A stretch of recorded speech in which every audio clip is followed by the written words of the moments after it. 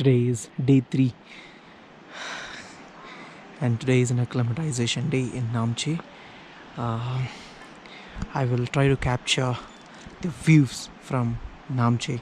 I also heard that you can see the shoulder of an Everest from Namche. So I will do a small hiking today, and also I'll try to explore the Namche town. There is a museum which explains about Everest, and at the same time there is a statue of a woman who climbed the Everest, the first woman to climb the Everest.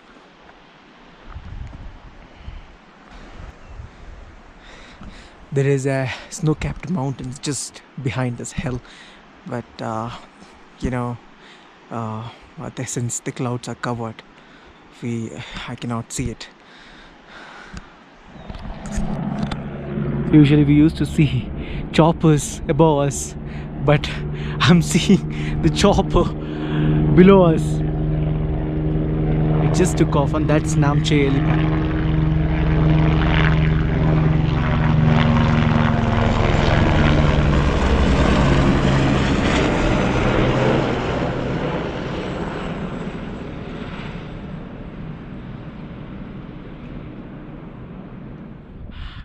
The clouds are cleared a bit, so the mountain that you see, the snow-capped mountains, it's called Tom Serku.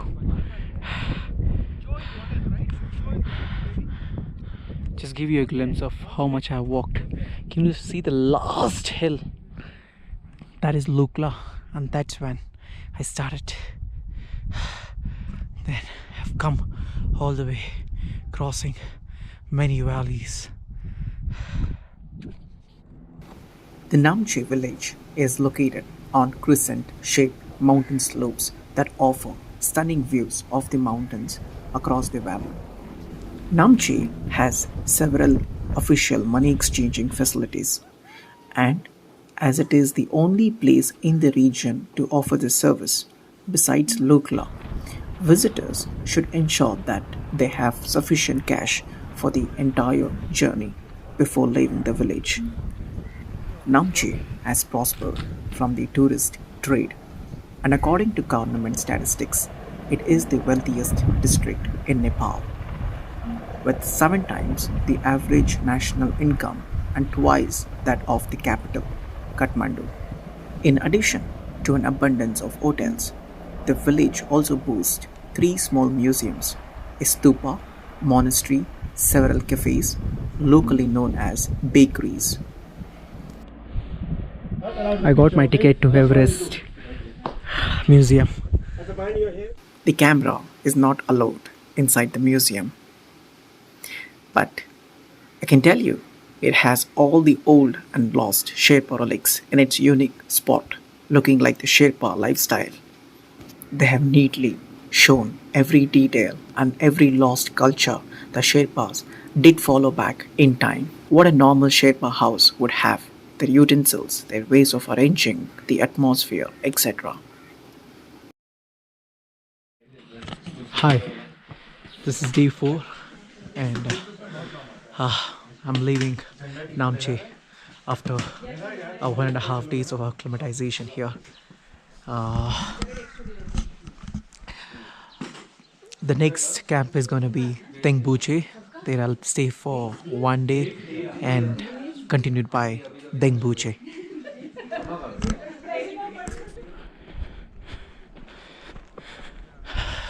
This is the way to Tengbouche from Namche.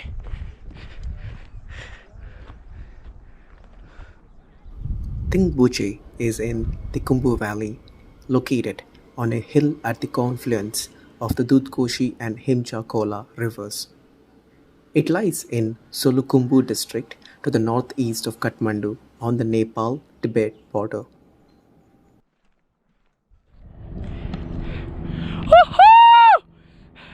I'm shooting at the helicopter.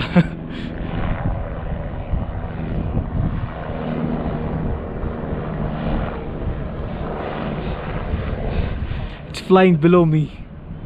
Woohoo!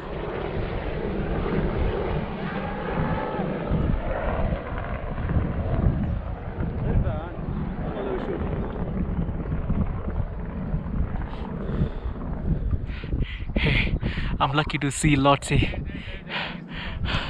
It's right there, Mount Lhotse. Since I'm doing this solo, I mean most of my treks are solo, I came across a lot of solo trekkers, and one of them is Zane. Hello. She's from Latvia. She's an amazing trekker, hiker and a traveler. Has traveled many countries. It's a pleasure to meet her and also share my experiences and also listen to her experience. So Z, so when did you start? This trek Yes? just 3 days ago, and decided that I'm gonna do this 4 days ago. Okay. So how do you feel about this trek? Amazing! Just look at that. It's brilliant. So is this the longest trek that you're doing, or do you have In the an experience? mountains, definitely the longest and the highest that I've done ever. Oh, okay. You mean the crossing an altitude of more than 4,000 meters? Oh yeah. Well, it's gonna be 5550, I believe. The highest point, right? Yeah, exactly. Yes. I'm so looking forward to it. Oh my. Nice. So when did you plan this? This base camp. Yes? So yeah, I just decided to go for it 4 days ago. 4 days ago. You mean, Yes. like, did you have this plan to do this like from a long time? No, or? not at all. I had no idea. So I decided that I was gonna come to Nepal like 2 weeks ago, because my visa extended in Vietnam. And then once I was in Nepal, I was like, what should I do? There are two options: Annapurna or the base camp. And well, once you're in Nepal, you do want to do it, Everest, right? Wow. You know what? So that's it. You know what impressed me is that there are a lot of people who wants to do this trek. They'll plan for a very long time, maybe for 2-3 years, and then do it. But you plan it like just 4 days back. I like to go with the flow. You know, I like to meet people and get inspired and just listen to their stories and decide if it's something I would love to do or not. I think, yeah, the spontaneous life is the best kind. Wow, I'm impressed. All right, Z, I would look forward to trek with you to the base camp and to do more treks with you. So lucky to have met you too. Thank you so much. The pleasure is mine. So we will have our lunch tea there and go to Tengbouche. From there, 50 minutes of walk. I'll be staying there tonight.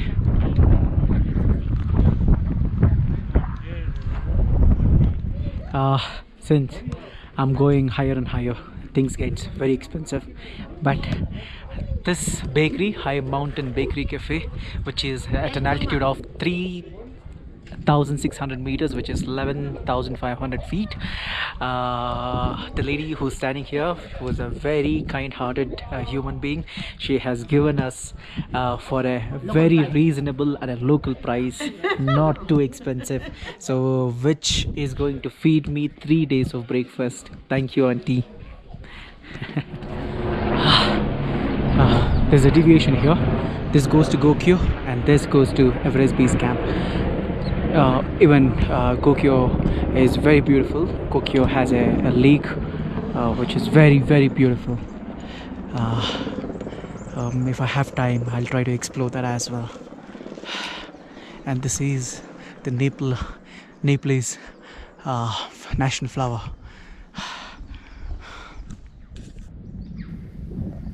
Tengbouche has a panoramic view of the Himalayan mountains, including the well-known peaks of Tavache, Everest, Namche, Lhotse, Amdamlam, and Tomserku.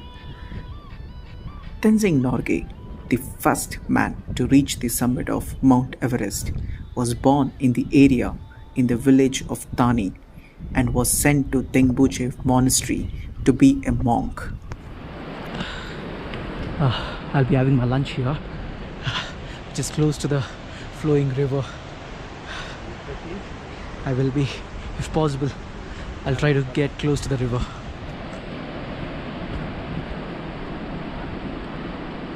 And then take off to this hill and reach Tengbouche. Pasang, will you climb Everest? No. No? You said yes. Will you climb Everest? No. Hey, Pasang Loma Sherpa. Will you climb? No. No. Why? No. Which mountain will you climb? Tengbouche. Tengbouche. Okay. What about Lobche? No. Tengbouche. Dengobouche. Okay. What about Nuptse? Huh? Nuptse. Lupche no. Poche. Okay. Will you climb Everest? Sagarmata? Nagarmata no. No. Why? Yes. Everest? Yes. No. It's raining a bit. We started from there after our lunch. I've come the whole a long way still to go.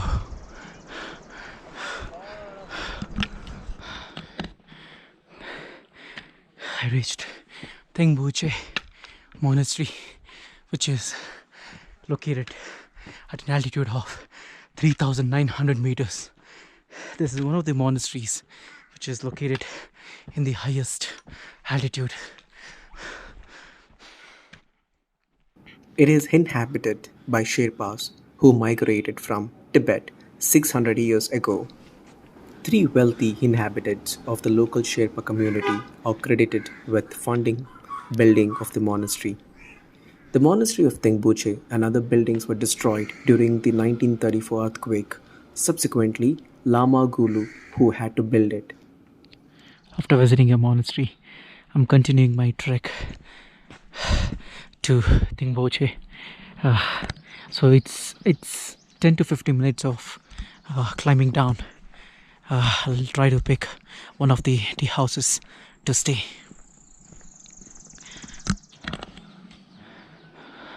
I've reached the Buche from Tengbouche. I'm planning to stay here. A beautiful environment.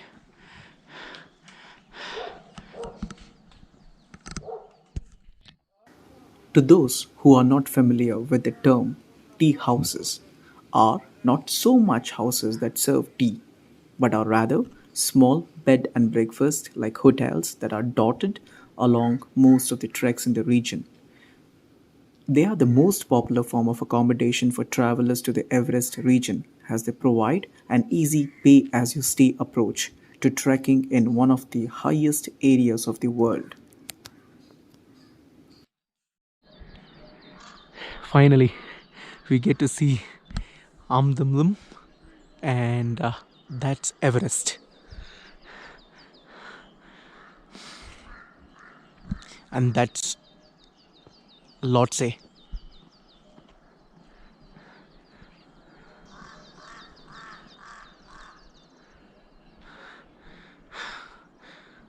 I'm trying to find a different spot.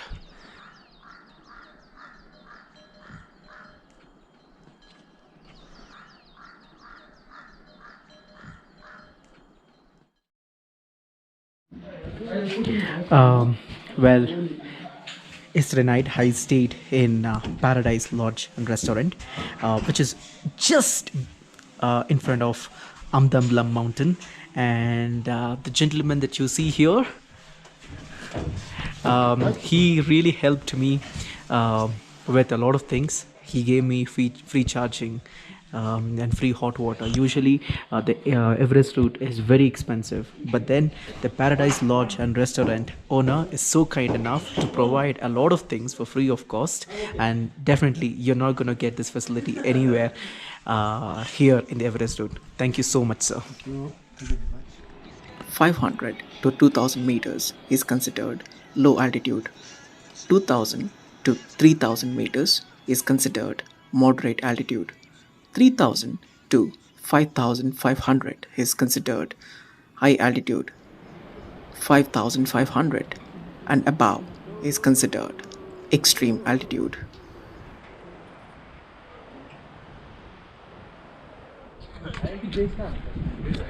I've reached Tengbouche Village. I'm at an altitude of more than 4,000 feet. From now on, the oxygen starts reducing from here. At high altitude, the heart beats faster, the stroke volume is slightly decreased, and non essential bodily functions are suppressed, resulting in a decline in food digestion efficiency, as the body suppresses the digestive system in favor of increasing its cardiopulmonary reserves. I had my lunch in a hotel which is being owned by the Everest climber. Ma'am, namaste. What's your name? My name is Rinchen Doma Sherpa. Okay, her father is an Everest climber, her father-in-law is an Everest climber, and also her husband has climbed many mountains here in the Everest region. Yeah, sure. Nice. Yeah, It's very nice to meet you, ma'am. Okay, same to you. So that's your father-in-law, right? Yeah, he's father-in-law and mother-in-law. That one is my husband. Husband, Yeah. okay. He is my father-in-law. Oh, that's... That two one. Okay. That one and that one also. Yeah. Nice, nice. Okay, I can see the certificate. Everest Challenge 98 with deep respect and gratitude to Pema Temba Sherpa of Tengbouche helped make the expedition successful. Your hard work, good humor and willingness to support our mission earned you a place in history. Our hearts are with you. Nice. Very nice. Thank you, ma'am. Okay. A change in altitude from sea level can have an impact on the body. It is noted that the atmospheric pressure is the greatest at sea level. As an individual ascends in altitude, the atmospheric pressure gradually decreases. This is because the air is less dense and there is a lower concentration of gas molecules. This goes to Mount Highland Peak Base Camp, and this goes to Mount Everest Base Camp. The Dudh Kosi River originates from the high altitude areas of Mount Everest, 8848 meters, and the snow and glacier melt contributes significant portion of stream flow, especially during the dry season. The combined river flows through the Chatra Gorge in a southerly direction to emerge from the hills. The Dudh Kosi River drains the Mount Everest massif, the highest peak in the world. It begins just east of Gokya lakes and flows south to Namche Village. Continuing south, the Dudh Kosi exits Sagarmatha National Park and passes to the west of Lukla. The Lamding Kola joins the Dudh Kosi to the southwest of Surkya and continues its southerly course to Harkapur, where it joins the Sun Kosi. I'm feeling like I'm in the beach.